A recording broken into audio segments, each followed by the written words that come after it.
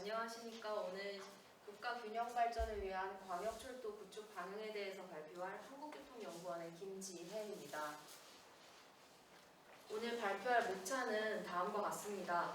첫 번째로 국내 국가 균형 발전의 현황과 관련 정책들을 소개하고 국가 균형 발전을 위한 철도의 필요성에 대해서 발표하겠습니다. 두 번째로는 철도 사업에 따른 지역 경제 발전 효과를 사례를 통해서 제시하겠습니다. 마지막으로 광역 철도를 건설하기 위한 주요 이슈와 그에 따른 개선 전략을 발표하도록 하겠습니다. 현재 국내에서는 수도권과 비수도권 간의 지역 불균형이 심화가 되고 있습니다. 슬라이드를 보시면 현재 수도권에 청년 인구가 집중되어 있고, 또한 최근래에 각광받고 있는 직업인 엔지니어의 고용 분포가 수도권으로 집중되어 있는 것을 알 수 있습니다. 이렇게 수도권으로 계속 인구가 집중이 된다면 2040년에 장래 인구를 추계하였을 때 비수도권 지역에는 인구가 급격하게 감소하게 될 것입니다. 이로 인하여 지방이 소멸하는 현상이 가속화가 될 것입니다. 그렇다면 수도권으로 왜 계속해서 인구가 집중되고 있는지를 자료를 통해 분석을 해보았습니다. 슬라이드의 그래프는 수도권으로 순유출되고 순유입되는 인구를 연도별로 나타내었고 또한 연령대별로 나타낸 그래프입니다. 그래프를 보시면 2000년대부터 20대는 지속적으로 수도권으로 유입되었습니다. 유입된 사유로는 일자리, 그리고 교육, 주택 문제였고요. 반대로 40대 이후에 40대 이상의 연령층들은 지속적으로 수도권에서 2008년부터 순유출이 되고 있었습니다. 사유는 가족이나 자연 환경 때문이었습니다. 이렇게 지속적으로 청년층들이 일자리나 이런 주택 문제 때문에 수도권으로 집중이 되면 결국 비수도권 지역은 저출산 및 고령화 사회에 진입을 하게 되고, 이로 인하여 지역 경제가 악화되고 결국에는 지역이 소멸하는 현상이 발생하게 될 것입니다. 이러한 수도권과 비수도권의 지역 불균형 문제를 해결하기 위해서 이번 윤석열 정부에서는 지역균형발전 특별위원회를 설치하였습니다. 또한 균형발전을 위해 3대 약속과 15대 국정과제를 발표하였습니다. 이 국정과제의 주요 내용은 권역별 메가시티를 구축하고 메가시티의 지역 주도적으로 균형 발전을 이루고 또 지역 경제를 활성화하고 일자리를 창출하는 등의 주요 내용이 포함되어 있습니다. 또한 호주 정부에서도 지역 발전을 위한 5가지 요소를 제시하고 있습니다. 이 5가지 제시 요소는 윤석열 정부에서 제시한 지역 균형 발전을 위한 15대 국정과제와도 어느 정도 일맥상통한다고 보실 수 있습니다. 호주 정부에서 제시한 5가지의 지역 균형 발전 요소는 인적 자원이 필요하고, 그리고 인적 자원을 훈련시키기 위한 훈련 프로그램이 필요하고 훈련 시설이 필요합니다. 그리고 대학교를 유치하여 교육과 연구를 통해 해당 지역의 산업 발전을 도모하는 것입니다. 그리고 해당 지역을 살기 좋은 도시로 만드는 것입니다. 그리고 마지막으로 주변 지역 간의 물리적인 연결을 통해서 지역 경제를 발전시키는 것입니다. 이렇게 5가지 요소가 지역 균형 발전을 위해 꼭 필요한 요소입니다. 이 중에서 커넥티비티는 교통을 이용하여 두 지역을 물리적으로 연결한다는 의미인데요. 두 지역을 물리적으로 연결하기 위해서는 도로나 철도, 항공 등의 다양한 교통수단이 사용될 수 있습니다. 이 중에서 현재 정부는 철도를 이용하여 비수도권 지역의 여러 도시들을 연결하는 정책을 수립하고 있습니다. 그렇다면 정부는 왜 지금 현재 철도를 이용하여서 비수도권을 연결하고 발전시키려고 하는 것인지 다음 슬라이드에서 설명드리겠습니다. 현재 철도는 다음과 같은 경쟁력을 가지고 있기 때문에 지역 균형 발전을 위해서 철도를 도입하려고 하고 있는데요.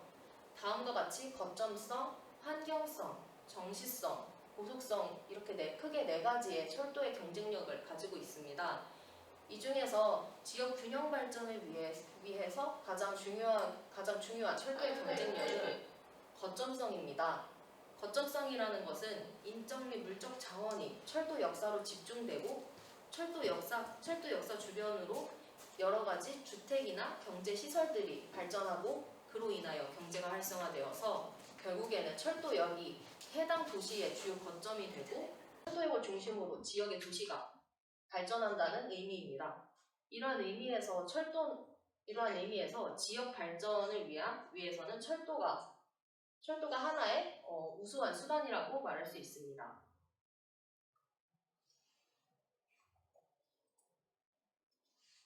네, 이러한 맥락에서 현재 국가는 국가 철도망 구축 계획을 통해서 비수도권의 광역철도를 건설하겠다는 기초 과제를 제시하였는데요. 4차 국가철도망 계획은 작년 2021년에 고시된 계획으로 국가철도망 계획은 매년 5년마다 수행하고 있습니다. 이 4차 국가철도망 계획 이전에 1차, 2차, 3차에서는 비수도권을 위해서 광역철도를 건설해야 된다는 과제는 없었는데요. 이번 4차 때부터 국민 생활과 나란히 누구나 누리는 철도라는 비전을 가지고 국가 균형 발전을 위해서는 각 광역권별로 광역철도를 건설해야 된다라는 그런 과제를 제시하고 11개의 비수도권 광역철도 사업을 제시하였습니다. 또한 선도적으로 광역철도를 건설하기 위해서 그림과 같이 5개 지역 광역권에 총 5개 사업을 선도 사업으로 선정하고 현재 예비 타당성 조사를 진행하고 있습니다. 또한 같은 맥락에서 이런 광역철도를 도입하여서 메가시티를 구축을 추진하고 있습니다. 메가시티라는 것은 여러 개의 도시가 한 개의 경제와 생활의 협력체가 되는 것인데요. 이렇게 여러 개의 도시들이 연대 및 협력을 하여서 같이 함께 경제 성장을 하자는 의미에서 메가시티를 구축을 하는 정책을 추진하고 있습니다. 메가시티를 구축할 때 여러 개의 도시들을 광역철도로 연결하여 도시들 간의 연결성을 확보해주고 또한 광역철도역이 해당 도시들의 거점이 형성되어 거점을 중심으로 경제가 활성화될 수 있도록 현재 정책을 추진하고 있습니다. 이렇게 현재 비수도권 지역을 발전하기 위해서 광역철도가 많이 계획되고 도입되려는 그런 정책이 수립되고 있습니다. 그렇다면 현재 과거에서는 광역철도가 도입되었을 때 지역 경제가 발전이 되었는지 여러 사례들을 통해서 제시하고자 합니다. 다음은 춘천시와 천안시의 사례입니다. 춘천시의 경우 경춘선이 개통하면서 춘천역을 이용하는 이용객 수가 약 4.3배 증가하였습니다. 또한 경춘선 개통 전후에 도시공간 구조 변화를 보았을 때 경춘선이 개통되니 춘천시의 고용 효과가 확장되었습니다. 밑에 그림을 보시면 붉은색이 고용 밀도가 증가하였다는 의미입니다. 이렇게 광역철도가 개통하였을 때 수도권이나 타 지역으로 유출되는 것이 아닌 광역철도가 건설된 지역의 고용 밀도가 증가하여 지역의 경제 발전을 이바지하였다고 할 수 있습니다. 또한 천안시의 경우는 수도권 전철 1호선이 천안시와 아산시까지 개통하면서 수도권의 대학생들의 영향권이 천안시까지 확대가 된 것을 알 수 있습니다.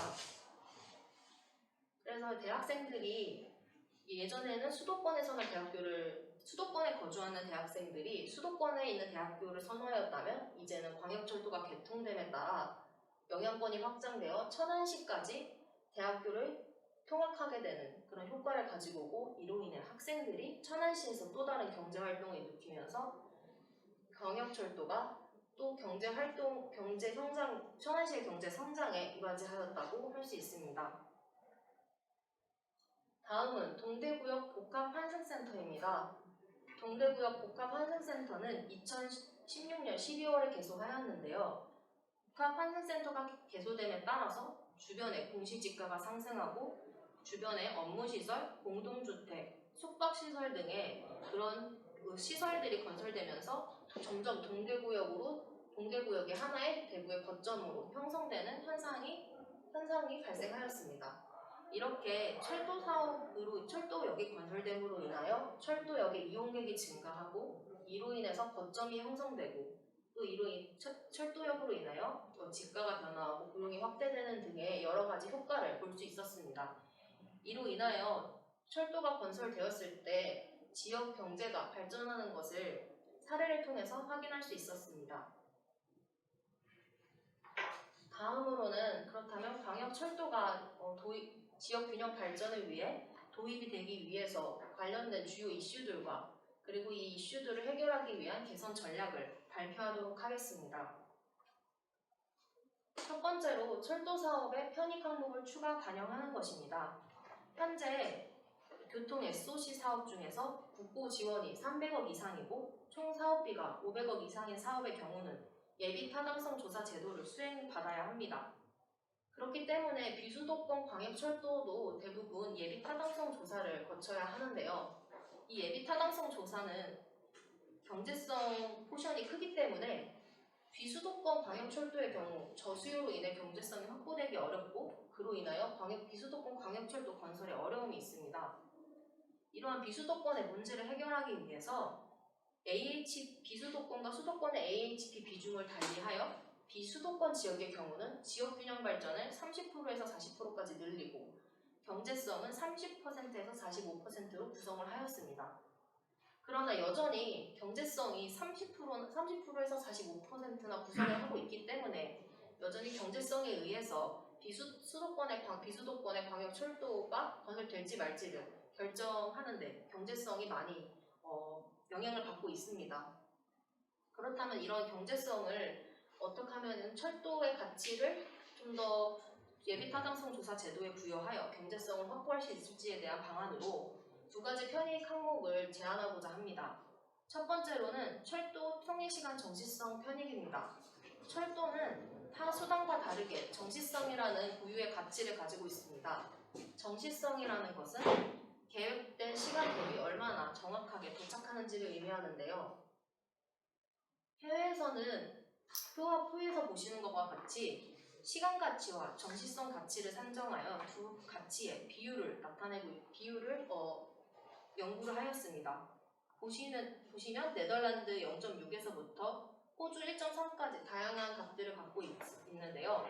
캐나다나 호주 같은 경우는 정시성 가치와 시간 가치가 거의 동일하거나 도리어 정시성의 가치가 더 큽니다. 이러한 의미는 현재 예비타당성 조사에서 시간 절감 편익의 규모가 상당한데 이만큼 정시성에 대한 가치도 상당할 수 있음을 의미합니다. 그렇기 때문에 철도의 어떤 고유의 가치인 정시성을 편익 항목에 반영함으로써 경제성을 확보하는 데 도움이 될 수 있다고 생각합니다. 또한 철도의 하나의 또 경쟁력인 친환경성을 예비타당성 조사의 편익 항목으로 반영해야 한다고 생각합니다. 현재 탄소 중립 시대에 따라서 철도에 대한 투자와 관심이 높아지고 있습니다. 이러한 정책 방향에 따라서 철도가 가지고 있는 친환경성을 반영할 수 있는 편익 항목들을 개발해야 한다고 생각합니다. 지금은 현재 대기오염과 소음에 대한 편익만 산정하고 있지만 수질오염이나 여러 가지 편익들을 항목을 개발하여 반영한다면 철도의 친환경성의 가치를 좀 더 예비타당성 조사에서 부여할 수 있다고 생각합니다. 다음으로는 철도 이용자 중심의 통행 속성을 반영하여 수요 예측 방법론을 개선하는 것입니다. 현재 수요 추정 단계에서 지역 간 철도의 대기 시간을 30분으로 제시하고 있습니다. 하지만 지금 철도 이용자는 철도역에서 대기를 하면서 식사나 쇼핑 등의 부가적인 여가 활동도 지금 수행하고 있기 때문에 이걸 온전한 대기 시간이라고 볼 수가 없습니다. 그렇기 때문에 철도 이용자의 통행 실태 조사 같은 조사를 수행하여서 열차의 순수 대기 시간에 대한 연구가 필요하고 이러한 대기 시간을 수요 추정 단계에 반영할 수 있도록 방법론을 보완하는 것이 필요합니다. 또한 철도를 이용하기 위해선 필수적으로 접근 통행이 발생하게 되는데요. 수요 추정 단계에서 이러한 접근 통행을 할 때 철도역 반경 1km는 도보로 접근하고 1km 밖은 버스로 접근하는 과정을 적용하고 있습니다. 그러나 이러한 과정에 대한 검증 작업이 필요하다고 생각합니다. 그래서 철도 이용자들의 통행 패턴을 조사하여서 철도역을 이용하는 그런 접근 통행 행태를 분석하고 이 행태를 수요 추정 단계에서 반영할 수 있는 방법론을 제시하는 것이 필요합니다. 다음으로는 예비 타당성 제도의 구조 개편에 관한 내용인데요. 앞서 말씀드린 내용은 어떻게 하면 예비 타당성 조사를 개선하여서 철도의 가치를 예비 타당성 조사 제도에서 드러낼 수 있을까에 대한 문제였다면 제가 지금 말씀드리는 내용은 좀 더 저희가 시각을 넓혀서 과연 예비 타당성 제도가 필요한 것인가에 대한 화두를 던지려고 합니다. 예비 타당성 조사 제도가 지금 현재 국가 균형 발전을 지금 시행하고 있는 정책과는 반대되게 국가 균형 발전을 저해하는 장벽으로 작용하고 있습니다. 현재 국가 철도망 계획에서는 국가 균형 발전을 위해서 다양한 철도 노선을 제시하고 있고 또한 국내 국가의 전체적인 철도망을 계획하고 있습니다. 그러나 이러한 국가의 전체 철도망이 한 개 한 개 사업으로 구성되어 있는데 이러한 사업들이 예비 타당성 조사에 들어가게 되면 경제성이 있는 사업에 대해서만 통과가 되고 건설이 되다 보니 결국에는 철도 노선의 연결성이 확보되지 못하여서 철도가 비효율적으로 운영되고 결국에는 철도가 타 수단에 대비 경쟁력이 악화될 수밖에 없는 상황입니다. 현재 예비 타당성 조사 제도는 철도 사업에 대해서 125건을 수행하였는데요. 이 중에 경제성이 확보된 철도 사업은 40%밖에 되지 않습니다. 즉 50%에서 60%의 사업에 대해서는 경제성을 확보하지 못하여 건설의 어려움을 가지고 있다는 것인데요. 그렇다면 해외에서는 어떻게 예비 타당성 조사를 지금 진행하고 있는지를 알아보았습니다. 해외에서는 예비 타당성 조사를 진행할 때 우리 국내와 다르게 각 부처에서 해당 사업을 예비 타당성 조사를 수행하고 있고 기재부는 각 부처별로 예산을 지원하고 각 부처에서 예산을 어떻게 효율적으로 사용할지에 대해서를 근거를 마련하고 결정하기 위해서 예비 타당성 조사를 수행합니다. 즉 우리나라처럼 이 사업이 건설해야 될지 말아야 될지에 대한 이분법적으로 접근하는 것이 아닌 국가에서 계획하고 있는 모든 사업들은 시행이 되어야 하며 이 사업들이 어떤 순서대로 혹은 어떻게 효율적으로 건설될지에 대한 결정을 할 때 예비 타당성 제도가 쓰이게 됩니다. 이처럼 우리나라도 지금 현재와 같이 예비 타당성 조사 제도로 인해서 경제성이 없거나 타당하지 않는 사업은 잘라내는 것이 아니고 각 부처에서는 조금 더 명확하고 공정성 있고 디테일하게 당내 국가 철도망 계획을 구축을 하고 그 국가 철도망 계획이 잘 수립될 수 있도록 기재부에서는 국토부에게 알맞은 예산을 지원하고 국토부는 그 예산을 이용하여서 노선이 효율적으로 잘 건설되고 운영될 수 있도록 계획을 마련해야 한다고 생각합니다. 다음으로는 광역철도 운영 적자에 관한 이슈입니다. 현재 광역철도가 건설되면 운영비는 지자체가 부담하도록 법적으로 제시되어 있습니다. 그러나 비수도권의 광역철도의 경우는 수요가 낮게 나올 수밖에 없기 때문에 적자가 발생하게 되고 이러한 적자에 대한 부담은 온전히 지자체가 떠안아야 되는 부담으로 작용하게 됩니다. 그래프를 보시면 현재 수도권 지역의 광역철도의 운영 손익을 보시면은 모두 다 지금 운영 적자를 이루고 있는데 그렇다면 비수도권도 무조건 거의 대부분 운영 적자를 이룰 수 있기 때문에 이로에 대한 대책 마련이 필요합니다. 그렇기 때문에 정부에서는 광역철도를 그냥 건설해야 한다라고 의견만 제시할 뿐만 아니라 운영비를 최소화하는 방안 그리고 적정 운임을 산정하거나 그리고 역세권 개발 등의 투자 모델을 개발하여서 지자체가 광역철도로 건설했을 때 운영비에 대한 부담을 줄여줄 수 있도록 함께 이러한 방향이 정책적으로 수립되어야 합니다. 마지막으로 철도의 연계교통체계에 대한 강화 문제입니다. 현재 철도에 대한 만족도는 타 수단 대비 높은 수준입니다. 하지만 철도를 이용하기 위해서 연계교통에 대해서 불편함을 호소하고 있는데요. 이런 불편함을 호소하고 있는 상황이 표를 보시면은 특정 어떤 역에 접근하기 위해서는 대중교통 수단의 배차 간격이 굉장히 긴 것을 알 수 있습니다. 이렇게 철도역에 접근하기 위한 연계교통 수단에 대한 좀 더 디테일한 계획을 마련해야 할 것으로 사례됩니다. 그러기 위해서는 신규 철도역이 도입되는 곳에서는 신규 철도역만 계획하는 것이 아닌 연계교통 체계도 하나 같은 사업으로 이렇게 묶어서 한 개의 철도 사업으로 이루어서 연계교통 체계도 함께 계획될 수 있도록 절차를 도입해야 한다고 생각합니다. 또한 기존 철도 역사에 대해서는 연계교통 체계를 전면 평가해서 현재는 기존 모든 철도 역사들의 대부분 버스나 택시나 승용차 등의 그냥 어떻게 보면 기본적인 모든 철도역의 일률적인 연계교통 체계를 지금 도입을 하고 있습니다. 그러나 철도역의 이용자나 철도역의 위치나 이런 여러 가지 특성에 따라서 철도역 이용자들이 선호하는 연계교통이 다를 수 있습니다. 그렇기 때문에 이러한 여러 가지 이용자들을 고려한 연계교통 체계를 도입해야 할 것으로 사료됩니다. 그리고 마지막으로 환승거리와 환승시간을 최소화할 수 있는 그런 열차 운영 계획과 교통시설 구조 개편을 고려해야 한다고 생각합니다. 이렇게 5가지 지금 제가 이슈들을 말씀드렸는데 이러한 이슈들에 관련된 개선 전략을 저희가 잘 해결하고 정책적으로 풀어나간다면 국가 균형 발전을 위해서 철도 투자가 활성화될 수 있을 것으로 생각이 됩니다. 네, 이상으로 발표 마치겠습니다. 감사합니다.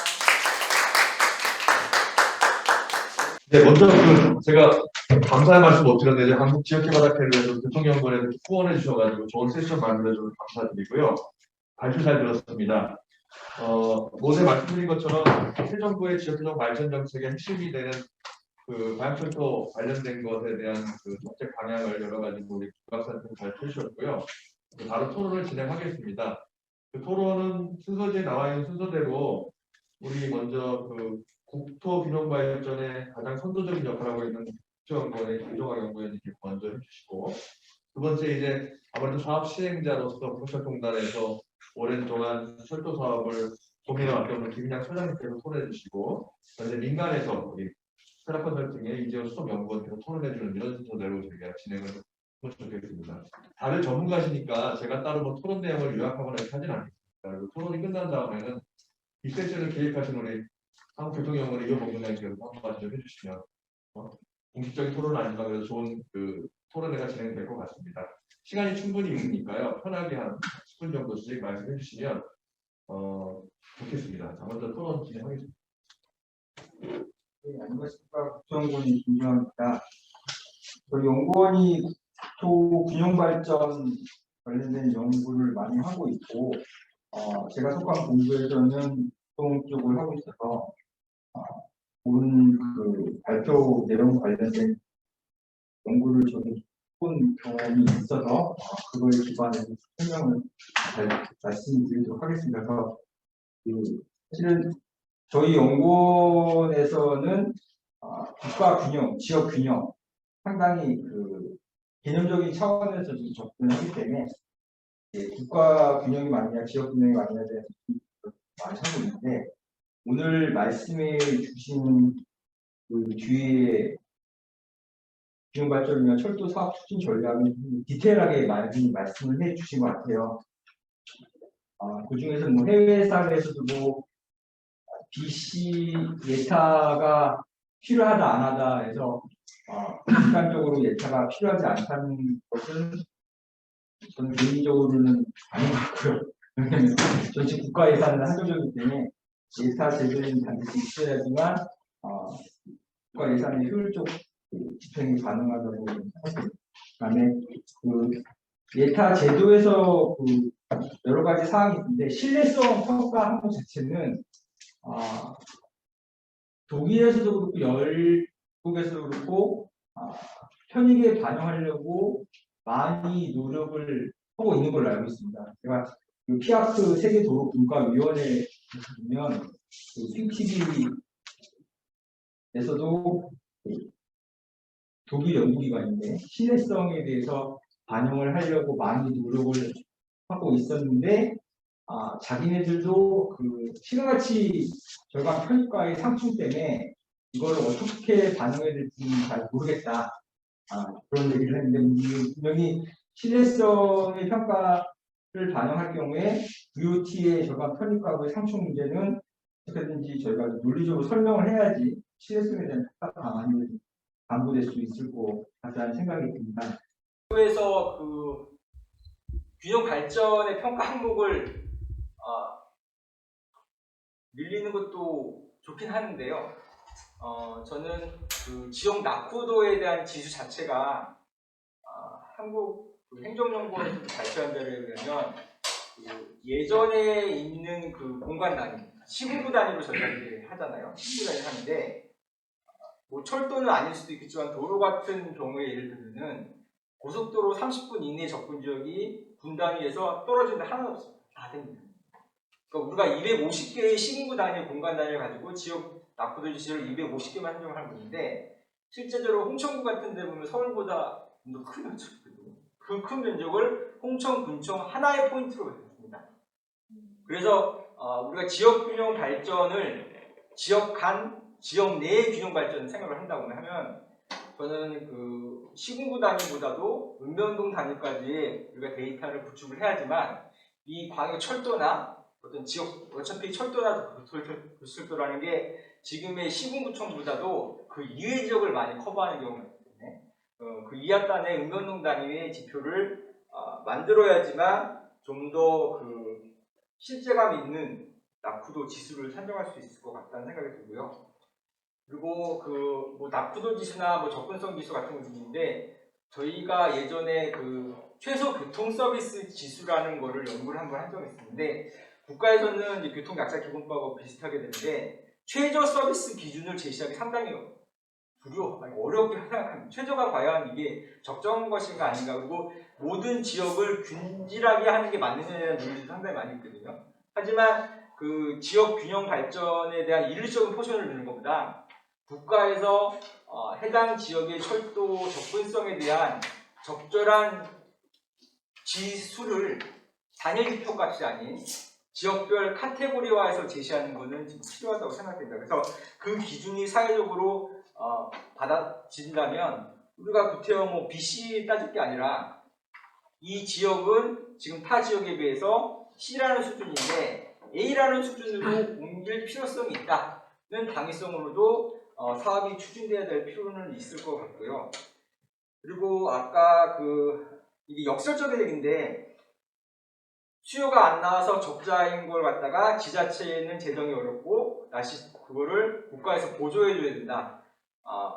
이게 말은 되는데 실제로 그 모든 철도에서 국가 예산을 여기에 지금 투입할 수는 없잖아요.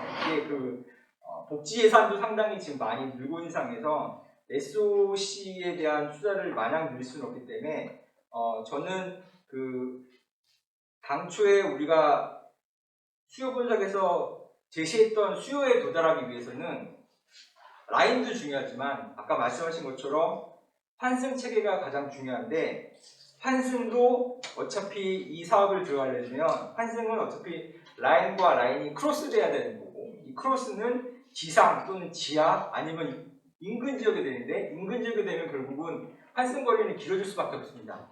그래서 뭐 일례로 뭐 동탄도 그렇고 지금 용산도 그렇고 여러 가지 환승 포인트가 특히 인도 같은 데는 환승 포인트가 몇 개가 될지 모르겠어요. 그래서 이런 거를 사업을 할 때는 저는 환승 사업에 대해서는 뭐 배보다 배꼽씩 크더라도 당초 수요와 의도한 바를 달성하기 위해서는 기재부에서 이 환승 체계에 대해서는 예타 면제되는 사업비로 지정을 해야지만 그다음 철도가 실제로 이용자가 원하는 수준의 서비스를 제공할 수 있을 것 같다는 생각이 들어서 이제 그런 거는 뭐 국토부나 아니면 국회를 통해서라도 기재부와 좀 협의될 필요성이 좀 있다고 생각합니다. 그래서 지금 마지막으로 제가 하나 드리고 싶은 말씀은 우리가 KTX를 경부선 만들고 호남선 만들고 뭐 강릉선도 있지만 그거는 저는 이제 진정한 KTX라고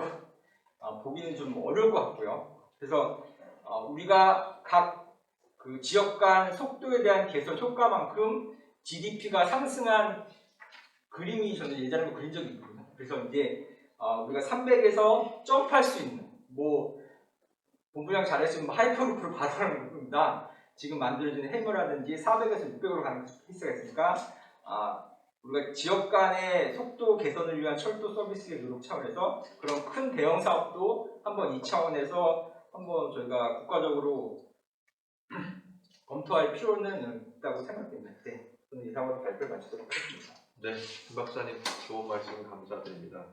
제가 말씀드린 것처럼 따로 요약해드리진 않고요. 다만 중요한 것은 이제 이게 국토 차원에서 봤을 때 속도의 역할이 어떻게 좀 재정립돼야 되고 기존 제도가 가지고 있는 디테일한 문제들을 설명해 주셨고요.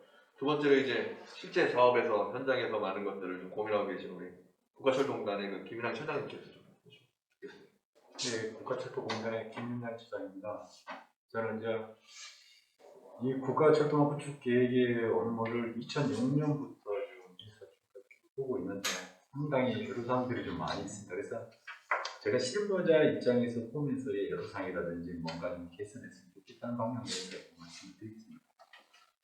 먼저 그 국가기능발전에 대한 광역철도망의 방향이라는 주제에서 오늘 밝혀주신 그 김재혁 선생님께 감사드리고요. 오늘 주요 발제 내용에서의 개선 방향도 추가 편입 발굴을 하고 주요 예측 방법론, 예비평균조사 구조 개편, 운영 효과, 인계교통 방안 제시를 적절하게 잘 해주셨다고 생각됩니다.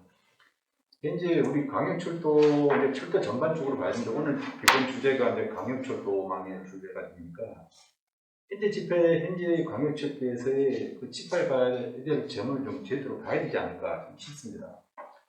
철도가 전반적으로 좀그 수송 분담이 상당히 좀 낮은 상태인데, 지금 우리나라의 이제 그 번역으로 보면 수도권하고 부산, 울산, 그다음 대구권, 강주권을 네 가지에서 이제 철도가 운영하고 있는데, 이때 수송 분담 이율을 그 2010년 기준으로 봤을 때 수도권이 한 철도망이 21%, 수송 분담률이 21% 정도를 차지하고 있는 것 같고요.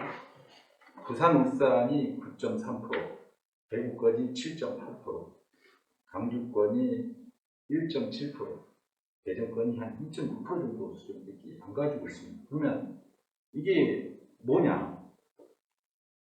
이게 뭐 때문에 운영이 잘못돼서의 이 문제인 건지, 아니면 마음이 제대로 좀 안 된 상태에서 문제인지 이런 부분을 짚어봐야 되지 않을까 싶은데, 지금 수치의 보호와 수치에서 방금 봤듯이 수도권은 그나마 철도망이 총총 깔려 있고 이용자가 편리한 철도가 되어 있다 보니까 수송 분담률이 높고 나머지 부분은 전반적으로 낮은 구조가 됩니다. 그래서 앞으로 철도망에 대해서 광역철도는 조금 더 확충을 해서 지금 정부가 가려고 하는 탄소 중립 시대에서의 친환경적인 철도망 이런 축에서의 그 부분을 봤을 때 앞으로 철도망은 광역철도는 앞으로 더 촘촘하게 더 구축이 돼야지 이 국가가 가려고 하는 방향으로 맞지 않을까 저는 생각이 듭니다. 두 번째는 현재 이제 철도에 이제 우리가 문제점으로 수송수가 작은 문제점이 좀 있고요. 그 다음에 국토 개발하고 도시 개발에 부합한 철도망인지, 또 이게 자체가 그 개발 계획에 맞물려서 적정하고 추진되고 있는지를 한번 좀 봐야 되지 않을까 싶습니다. 현재 이제 국가 계획이라든지 국가 계획을 수립하게 되면 국토 종합 계획이 있고 그 위에 국가 기관망이 있고 그 위에 따른 각 교통 개발 수단별로 망을 구축을 하고 있습니다. 이게 좀 상당히 많이 구조화가 좀 있지 않을까. 왜 그러면 각각 교통수단별로 국토계획 따로 교통수단별로 따로따로 계획을 하다 보니까 노선 중첩부터 해가지고 비효율적인 망의 구조가 있다 보니까 이게 전반적으로 교통을 기본적으로 해소하는데 여러 가지 문제가 있지 않냐. 그렇다면 국토종합계획에 맞춰서 국가기관망이 그게 효율적인 역할을 해주고 국가기관망이 큰 테두리 하에서 각 교통수단별로 계획이 제대로 좀 수립이 돼야지 제대로 가지 않겠냐는 부분이 있고요. 또 하나는 지금 현재 철도를 계획하는 것은 기존의 개발 계획이 다 수립돼가지고 가는 상태에서 후발적으로 철도가 계획을 하다 보니까 철도 선행이 제대로 좀 나오지도 않는 여러 가지 문제점을 갖고 있습니다. 그러다 보니까 일정 부분 수도권에서도 일정 부분 아까 속도가 멈추시켜줘야 될 부분이 되는데 도로 하부라는 여러 가지 하부를 따라가다 보니까 속도가 실제적으로 많이 떨어지는 구조가 돼 있고 또 그게 도시가 형성된 구조에서 아까 대피소나 시설 계획을 하다 보니까 그 시설을 설치하지 못하는 구조가 보니까 지금 완급행 열차가 효율적으로 운행을 못하는 그런 구조를 안고 있습니다. 그래서 앞으로 철도를 도시 개발이나 이런 부분을 할 때 철도 계획도 동시에 계획을 해서 철도가 좀 효율적으로 운영할 수 있도록 좀 구조 개선이라는 이런 부분을 위해서 가야 되지 않을까 싶습니다. 그 다음에 세 번째입니다. 앞에도 말씀드렸듯이 지금 표정 속도가 수도권에서의 철도에서 표정 속도가 좀 있는데 지금 현재 한 30km 정도 수준이 아닙니다. 그럼 실제 표정 속도가 30km에서 이게 진짜 타 교통수단하고의 경쟁력을 확보할 수 있겠냐는 부분입니다. 그렇다면 앞으로 우리나라도 철도의 부분에서는 스킨스탑식의 철도 계획이 돼야 됩니다. 그래서 앞에 제가 좀 말씀드렸듯이 이게 스킨스탑식으로 운영을 하다 보면 그걸 대피선이라든지 부분선을 설치를 해줘야 되는데 그게 이제 저촉 여러 가지 이제 구조물 저촉이 여러 가지 있다 보니까 설치를 못하는 구조가 있습니다. 제가 실례로 작년 재작년에 과천선하고 몇 가지 노선에 대해서 급행을 지구열라도 검토를 하다 보니까 놓을 수 있는 공간이 전혀 없는 거예요. 그리고 또 두 번째는 그 대피선을 계획을 하려다 보니까 지금 전국 과천선에서 전국 청사역 쪽에 이제 대피선 설치하려다 보니까 비용이 대피선 하나 설치하는데도 약 4천억 정도 비용이 그 대피선 하나 설치해도 4천억 정도 막대한 비용이 들어가는 그런 구조 개선이 되어 있거든요. 그래서 이것도 아까도 말씀드렸지만 이런 부분을 좀 철도 도시개발 계획 초기부터 제대로 좀 구축이 돼서 효율적으로 좀 운영이 좀 될 수 있도록 좀 개발이 돼야 되지 않을까 싶습니다. 그 다음에 이제 예비탕성 조사 관련 제도입니다. 예타 제도는 어떤 목적에서 초기에는 우리나라가 재정적인 문제들이 있다 보니까 어찌 보면 효율적으로 재정 운영을 효율적으로 운영하는 차원에서 예타 제도가 되었는데 이외 자체가 좀 뭔가 좀 정책 흐름상으로 발목을 잡는 여러 가지 문제점도 좀 많이 발생되고 있는 것 같습니다.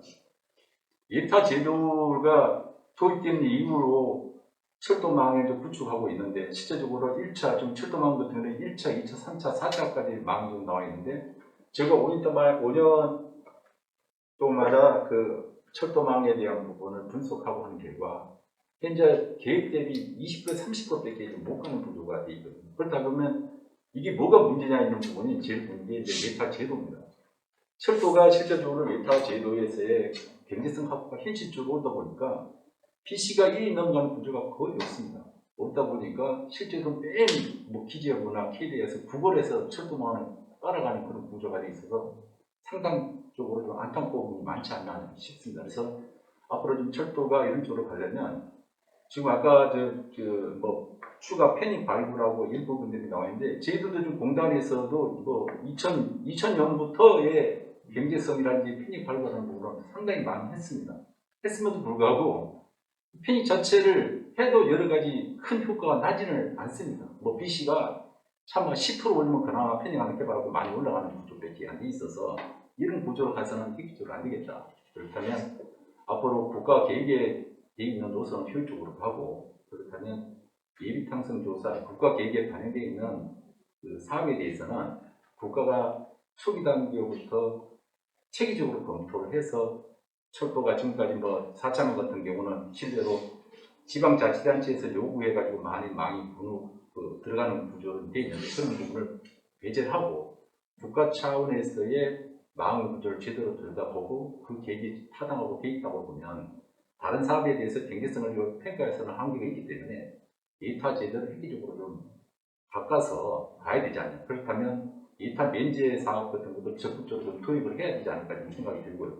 두 번째는 지금 현재 국토교통부가 아무리 좋은 교통망을 계획을 했다 하더라도 기재부가 모든 걸 예타라는 경제성이 안 나온다는 주제를 해서 발목을 잡고 있는 그런 구조가 되어 있습니다. 그래서 이런 구조를 국가가 국토부가 계획을 수립하고 예산이라는 범위 차이를 기재부가 국토부로 예산을 주고 그 범위 내에서 국토부가 효율적으로 좀 운영해서 가는 체계로 바꿔서 가면 좀 좋지 않을까 저는 생각이 듭니다.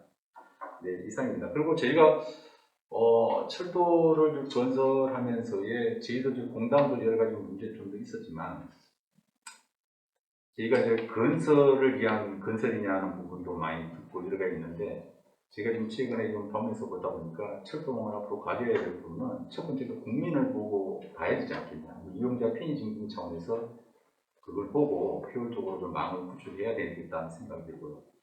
또 하나 제가 하나 추가 하나 더 말씀드리자면 지금 광역철도가 지금 두 가지가 있거든요. 국가 재정은 똑같이 들어가는 75대 70, 국가가 70%, 지방자치단은 30%에 들어가는 광역철도가 들어가 있는데 광역철도가 그 국가가 운영하는 광역철도가 있고 지자체가 운영하는 광역철도를 이원화가 되어 있습니다. 그러다 보니까 실제 아까 그 광역철도라든지 도시철도 운영하면서의 운영 적자가 상당히 크게 되어 있는 부분인데 그 부분을 국가가 해야 될 업무를 지방자치단에 맡겨가지고 광역철도 운영한다는 것은 좀 효율적이지 않지 않냐. 그렇다면 그걸 제대로 좀 건설해놓고 효율적으로 운영할 수 있겠냐는 부분입니다. 그래서 이거는 국가가 국민에게 줘야 될 그런 책무와 의무를 갖고 있기 때문에 광역철도에 대해서는 그 지자체에서 운영하는 그 부분들에서는 국가가 운영할 수 있도록 좀 제도를 좀 바꿔줘야 되지 않을까 싶습니다. 이상입니다. 네, 뭐 여러 말씀 좋으신 말씀인데 재밌는 게 국가균형 발전 국가 간의 그 불균형만 얘기하는데 철도 수송 분담률에 지역과 불균형이 굉장히 심하네요. 재밌게 잘 들었습니다. 다음은 이제 이재훈 박사님께서 토론해 주시겠습니다.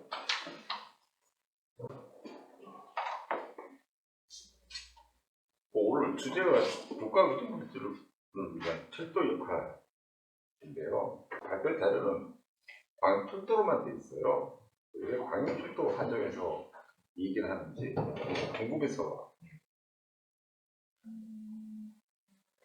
네, 아무래도 현재 국가 균형 발전을 위해서 광역철도로 건설하자는 정책들이 많이 수립되다 보니까 물론 광역철도 이외에도 여러 고속철도나 이런 지역간철도도 건설해야 되는 게 맞지만 이번 지역균형 발전이라는 어떤 주제 하에서는 광역철도를 좀 더 포커스를 잡고 건설해야 된다라는 의견. 그게 김치 박사님 의견이에요? 아니면 원래 그 작성했던 그 김정희 박사의 좀 공통된 공통된 의견입니다. 근데 그래서 저 여쭤보는 거예요. 이걸 발표를 하잖아요. 발표 듣는 사람 입장에서는 광역철도가 국가균형 발전의 핵심적인 이유입니다. 그렇게 오해할 수 있어요. 기본적으로 이게 듣는 사람 입장에서 생각해 보시죠. 근데 국가균형 발전을 하는 것은 이 가장 핵심 요소가 철도 중에서 광철도라고 이게 제한적으로 판단한다면은 그렇게 오해를 한다면은 나머지 지역간철도는 할 필요가 없게 되는 얘기가 되는 거죠. 그러면 정부잖아. 그런 생각을 하게 되면은 좀 전에 그 성토 대상에 있던 그 연산당 기재부가 옳시거나 좋다고 안 그렇겠어요? 이게 그 교통을 하는 사람이 제가 늘 하는 일인데 교통을 하는 사람이 교통을 망치게 해요. 우리의 잘못된 판단, 교통하는 사람의 잘못된 판단, 발표, 의견 제시 이게 교통의 발전, 지역의 발전, 국가의 발전을 이루지 않고 교통의 쇠퇴, 지역의 쇠퇴, 국가를 구성하는 국민들을 고통스럽게 만듭니다. 또 다른 얘기를 하는 거죠. 오늘 너무 주제가 좋은데도 불구하고 이게 너무 소극적으로 대응하고 있다 하는 면에서 내가 좀 안타까워서 하는 얘기예요. 평택-오송 구간이죠. 평택-오송 구간을 이 국토부와 철도공단에서 이복선을 하자고 이제 얘기를 했고 그걸 추진하려고 했어요. 근데 이 국토부 하자고 하니까 그 예산장업장 기재부의 양반들이 이 교통 전문가나 철도 전문가한테 문의를 한 거야. 그거 해도 돼요, 해도 돼요. 교통을 전공하는, 경제를 전공하는 사람도 아닌 철도를 전공하는 사람이 우리나라는 인구가 줄어들기 때문에 그거 필요 없어요. 그랬어요.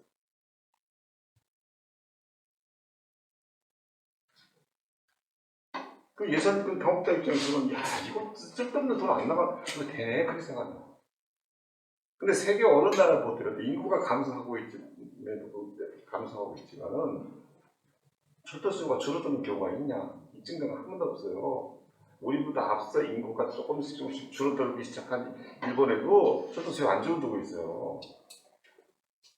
이게 발표를 하는 건 굉장히 큰 의미를 가지고 얘기를 해야 된다 하는 그 차원에서 제가 얘기를 해보고, 더군다나 오늘 이 행사가 국가운영 발전, 이게 새로운 정부가 출범하면서 국가운영 발전을 굉장히 강조하고 있으니까 거기에 맞춰가지고 이렇게 연합 학회들이 모임을 한 거잖아요. 그럼 분명한 메시지를 전달하고 사실관계에서 얘기해야 된다. 굉장히 중요한 자리, 이때 얘기하는 거예요. 근데 제가 사실 내가 이 표도 잘 보니까 이 지역의 관점이면 철도의 관점에서 얘기하고 있어요. 그것도 기술적인 얘기예요. 이건 아니지 않냐 하는 생각이 막 당장 그 예타제도 조정하자 보니까 저기 김종 박사님 얘기했잖아요. 반대다. 그걸 예타제도를 개편하고 저거 폐지한다 하거나 뭐 조정한다거나 하려면은 그 전후관계를 분명히 얘기를 해줘야 된다는 거예요. 이게 지역이국에서 얼마나 좋은 거고 필요한 거다는 얘기가 나와야 될 것이 설득력이 있는 건데 그런 설득력 없이 나오니까 이게 국가에서는 함부로 써도 되냐 하는 얘기가 나오거든요. 기본적으로 이제 내가 이 자료를 보고 나서 좀 더 안타깝게 생각하고 아쉽게 생각하는 거는 이 철도와 지역 발전의 관계에 대한 판단, 그 다음에 어떤 근거, 그 설명하는 근거가 너무 이게 미약해요. 이 지역 발전이라는 것은 국가적인 문제예요. 보십시오. DJ 정부 이래로 매 정부마다 국가 지역 균형 발전을 굉장히 중요한 정책적인 국정 과제로 추진해왔어. 그 DJ 정부부터 시작했으니까 벌써 한 30년 가까이 됐죠. 잘 아시다시피 지역하고 지방하고 수도권하고 격차가 더 커졌어요. 그전 박근혜 정부 때까지만 해도 그 인구가 50% 수도권의 비중이 인구 50%가 안 넘었는데 지난 정부에서 51%까지 넘어갔어요. 더 심해지는 거예요. 아니 모든 정부가 다 국가 지역 균형 발전을 해왔는데도 왜 이렇게 안 돼? 하는 그런적인 고민을 해야 된다는 거예요. 그걸 우리가 무슨 얘기를 해야 되는 거예요. 그러니까 지금까지 국가 균형 발전 정책은 잘못됐다 하는 얘기를 하고 그것을 위해서 혁신적인 얘기를 해야 된다는 거고 그것이 왜 안 됐든 얘기를 지속해야 되는 건데 자 보십시오. 우리가 개발 시대 때 60년, 70년 때 인구가 증가하고 다 그랬었어요. 그리고 지방에 있는 도시들이 정말 어항밖에 없는 그런 한적한 어항밖에 없는 도시들이 울산, 포항, 거제 같은 데시 지금의 100만 도시로 성장했어요. 왜? 거기는 자원이 없었으니까 새로운 자원, 산업단지를 조성해가지고 많은 인구가 모이고 부를 창출했던 거거든요. 근데 개발시대 이후에 우리 대한민국 굉장히 정체되는데 그럼에도 불구하고 지방에서 인구가 증가한, 낙후 지역에서 인구가 증가한 도시가 있어요. 대표적인 예가 어딘지 아세요? 천안 안산이에요. 거기 반도체 들어갔죠. 오송, 이게 청주죠. 거기 반도체, 바이오 산업 들어갔죠. 그리고 최근에 평택. 거기는 평택은 어떤 데냐면은 제 고향에서 가까워서 하는데 대밭밖에 없었던 동네. 반도체 들어가니까 인구가 늘죠. 그리고 수도권에서 낙후 지역이었던 파주, 역경지대였잖아. 거기도 LG 디스플레이가 들어가가지고 인건으로 이게 지역을 발전시키는 요인이 뭔가에 대한 이해가 지금 없기 때문에 이 대한민국 저거 DG 정부도 이거 저거 계속해왔던 성격이 성과가 없는 거거든요. 근데 산업단지를 새로운 산업을 지역에다가 갖다 줘가지고 지역에 성장하는 것도 굉장히 중요한 거죠. 근데 최근에는 지역에 발전시키는 요인이 뭐가 있냐면 지역이 갖고 있던 자원들, 문화자원, 예술자원, 그 다음에 일반적인 자원, 자연자원, 그것의 가치를 높여가지고 지역이 성장하는 도시들이 나타나기 시작했습니다. 그러니까 대표적인 게 뭐 저거 이 본부장의 고향인 순천에 대한민국 국민의 많은 사람들이, 특히 여성들이 가고 싶어하는 순천 말씀이지. 그 자연자원, 원래 있던 자연자원을 활용해서 그 도시의 가치를 높인 거죠. 여수도 마찬가지. 여수 밤바다라고 그러죠. 그 먼 곳을 찾아가야 돼요. 강릉, 서핑뿐만이 아니라 그 지역에 갖고 있는 똑똑한 해안과 산악의 자원을 이용해가지고 커피골목을 만들어가지고 거기에 새로운 가치를 만들어가지고 많은 사람이 가고. 그러니까 지역을 발전시키는 것은 두 가지예요. 기존에 갖고 있는 여러 가지 자원들, 아까 얘기한 문화, 예술, 자연 자원들의 가치를 높여가지고 외부 사람들이 들어오게 하는 거예요. 많은 사람이 들어와야지 여기 나오는 것처럼 상점이 활성화되고 그렇게 하는 거죠. 또 거주도 하게 되고. 실제로 저기 강릉 같은 데는 거주 인구가 늘어나고 있어요. 그리고 자원이 없다. 그런 자원이 없다면은 아까 얘기했듯은 산업 제조, 혁신적인 산업들을 배치시켜가지고 지역에 발전. 자, 그러면 두 가지가 되는 거예요.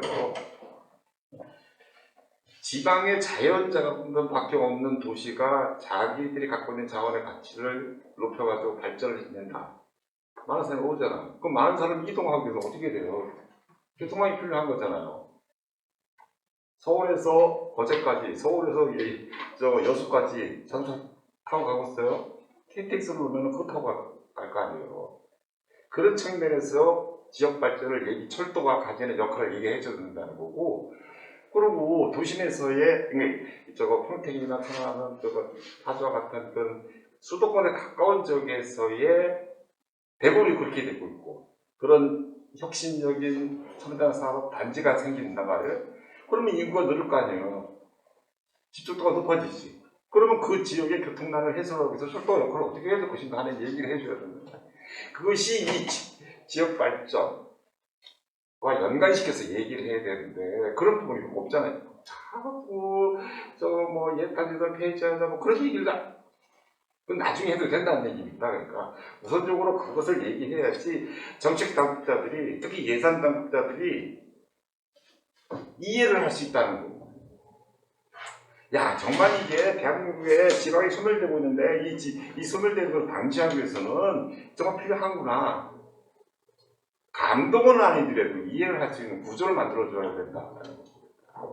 그러면은 아까 얘기했듯이 지자체에서도 그와 같은 논리를 제대로 이해를 한다면은 예산당국자들한테 야, 우리 지역에 이게 철도가 필요하다. 다른 얘기를 강하게 주장할 수 있는 구조가 되어야 된다. 근데 지금 자료는 그런 게 없어요. 일장에서 내가 보면은 철도 지역과의 발전과의 관계를 하는데 집가의 상승이 지역의 발전을 이뤘다는 그 고향 예를 들었더라고. 고향 GTX론이라고 제가 산 거예요. 아, 그러면 지금 집가 상승이 지역 발전에 굉장히 중요한 요인이라고 그러면 지방에도 아파트값 다 올랐어요. 지역 발전 됐어요? 아니잖아요. 집가의 상승이라는 것은 그 지역의 발전과 관계없이 개인의 자산의 소득의 증가일 뿐이다라는 얘기입니다. 그러니까 이 자꾸 잘못된 판단을 하게 되는 거고, 더 직접적인 철도와의 관계에서 경추선에 춘천에 유동인구가 늘어났다고 얘기하고, 철도를 하는 사람이라고 하면 늘어났다는 사실만 명기하는 게 아니야. 아까 얘기했죠. 춘천은 이 호수라는 자원을 갖고 있었어. 그 나름대로 노력해서 가치가 좀 높아졌어. 그 많은 사람들이 가게 된 거예요. 그 가게 된 원인이 뭐냐면은 전라선, 경춘선, 현대화에 가서 서울에서 예전에는 2시간 반이 걸리면 1시간 단축시켜줘가지고 더 많은 사람이 가게 되는 거예요. 그러니까 그러다 보니까 더 춘천이 자기들이 갖고 있는 자연자원, 여러 가지 자원들의 가치를 높이려고 노력하고 있잖아요. 그래서 지역이 발전되어지고 균형 발전이 이루어진다 하는 얘기를 했는데 그냥 결과물만 가지고 얘기하면은 그래 늘었어. 예산 녹지애들이 그랬네. 늘었어 그래. 뭐 철도 빨라졌어. 그 정도밖에 안 된다 하는 거거든요. 그래서 저는 이게 그 새 정부의 출범에 맞춰서 이와 같은 그 주제를 토대로 한다고 그러면 좀 더 과감하게 얘기를 해야 되지 않냐 하는 거거든요. 그래서 아까 이렇게 지역 발전의 의미가 그런 거예요. 가치를 높이고 새로운 가치를 추가하는 거. 그것을 위해서 철도의 역할이 굉장히 중요하다 하는 거. 물론 도로도 중요하지만은 철도의 역할이 더 중요하다는 것은 지방의 문제이기 때문에 그렇죠. 수도권의 문제가 아니라 지방의 일을 살기 위해서는 그 먼 거리를 통행을 단축시켜주고 그 다음에 이 중심지와 그 낙후된 지역을 상호 연결성을 높이기 위해서는 필요하다는 차원에서 그 얘기를 해야 되는 거고 그래서 좀 더 과감하게 얘기를 하자 하는 것이 제 생각입니다. 새 정부 출범하는데 왜 과감하게 얘기를 못 하겠어요? 그래서 기본적으로는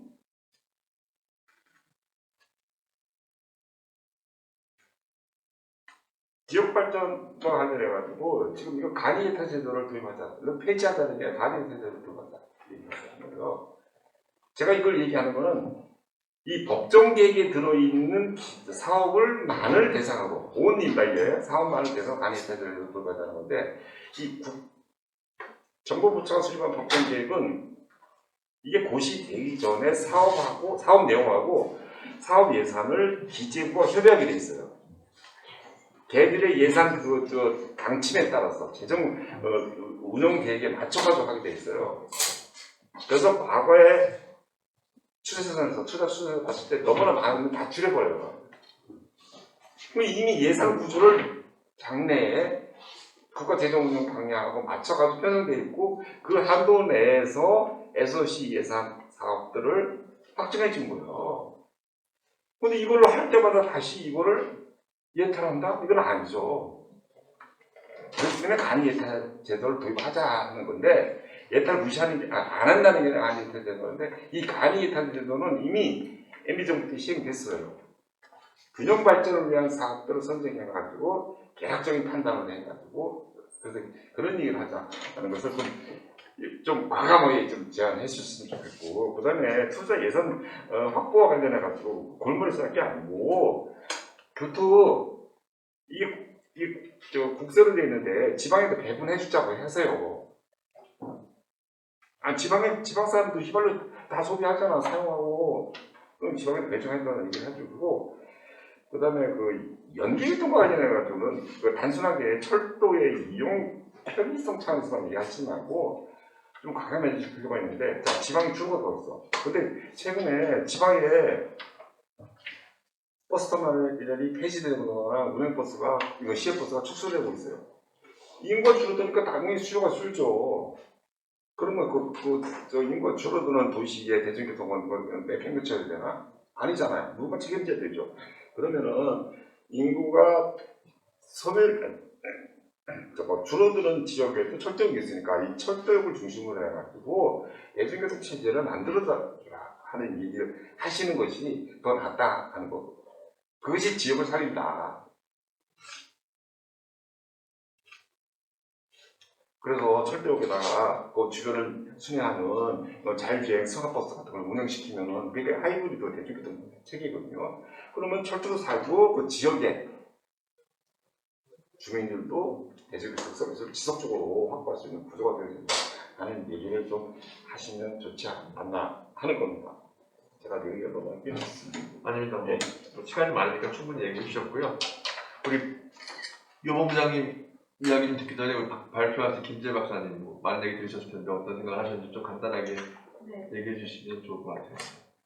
네, 그 방금 그 이재영 선생님께서 말씀해주신 내용과 같이 저희 발표에서 그런 왜 교과 균형 발전을 하기 위해서는 어떠한 요소들이 필요한지 지역의 어떤 가치를 또 그런 지역의 가치를 발전시키고 산업단지 유치 이런 부분들에 대해서 저희가 좀 더 고민이 좀 더 필요할 것으로 저희가 좀 생각이 되고 또 다른 토론자분들께서 말씀해주신 내용 같이 저희가 좀 더 광역철도를 비지역 균형 발전을 위해서 도입을 하기 위해서 어떤 고민이 더 필요하고 또 어떤 방향으로 나아가야 할지 좋은 말씀을 해주셔가지고 이러한 내용을 바탕으로 저희가 연구를 좀 더 좋은 방향으로 수행할 수 있도록 노력을 해보도록 하겠습니다.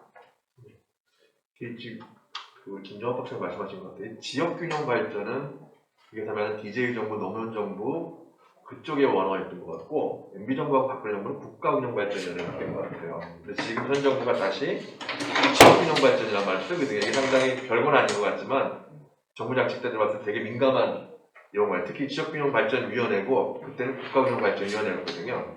이제 국가균형발전을 내세운 의미는 충분히 전달이 되는데 별건 아닌 것 같지만 갑자기 생각이 나서 말씀을 드렸고요. 이호부 부장님 이거 우리 지역개발하기 위한 좋은 논의회장을 만들어 주시고 기획해 주셨는데 어떤 생각이 좀 드셨는지를 좀 얘기해 주시고 정리를 하도록 하겠습니다. 일단 이렇게 발표자는 호텔에 와서 근데 일단은 발표자가 중간에 사정이 있어서 계속 바뀌고 어떤 부분이 있어서 좀 양해해 주시고 오늘 또 오셔가지고 또 토론 하시는 분들은 밖에서도 발표자가 전문 독보하고 했던 분들이다. 오늘도 또 좋은 말씀 해주셔서 감사합니다.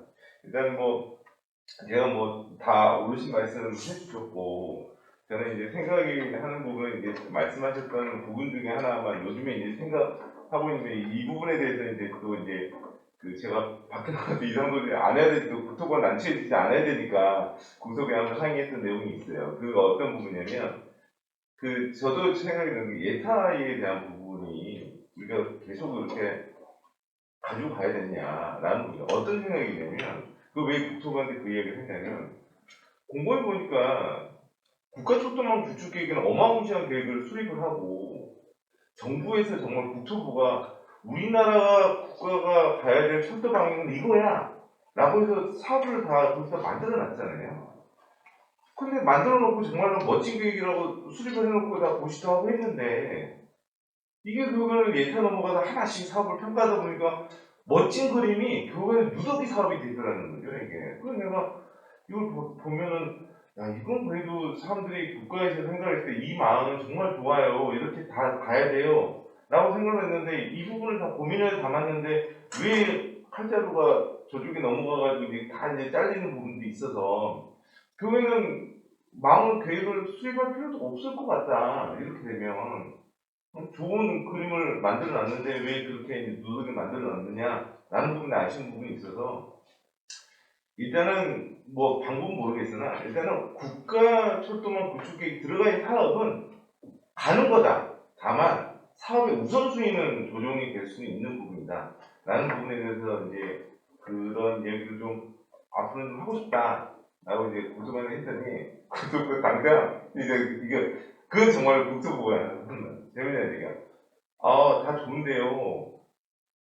예타 때문에 저희도 면피하는 것들이 있어요. 라고 하는 거예요. 그게 예타 제도가 이게 정부 입장에서 어려운 일이 있으면 그냥 핑계거리로 가는 경우들이 있는 것 같아요. 그게 첫 번째.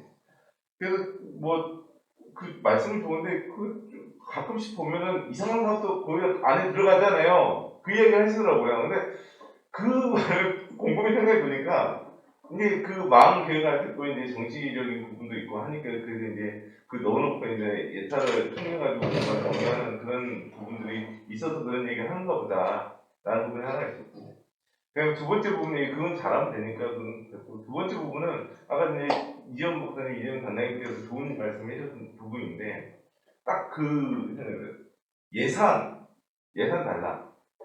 이게 예산은 자기가 결국에는 이야기했던 부분이 놓쳤던 부분이 예타 제도 없애자?